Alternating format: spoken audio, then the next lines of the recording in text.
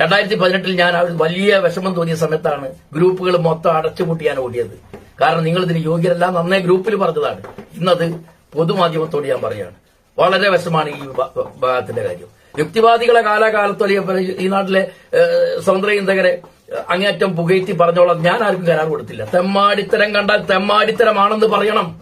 അത് യുക്തിവാദി ചെയ്താലും പറയണം, അത് മതവാദി ചെയ്താലും പറയണം, സ്വതന്ത്ര ചിന്തകൻ ചെയ്താലും പറയണം. അവരൊന്നും നമ്മൾ താലോലിക്കാൻ അവർ കരാറൊന്നും ഏറ്റിട്ടില്ല. അത്രയും വൃത്തികെട്ട രീതിയിലേക്ക് ഒരു തരം സ്വതന്ത്ര ചിന്തകരായി തീർന്നിട്ടുണ്ട്. ഒരു പണിക്കും പ്രവൃത്തിക്കും പോവാതെ കുടുംബം നോക്കാതെ ഇരുന്നിട്ട് ഇതിന് ചീട്ടുകളിക്ക് ഇരിക്കുമ്പോൾ ഇരുന്ന് ന്യായം പറയുന്നത് അവനാണ്. ഉറപ്പാണ്.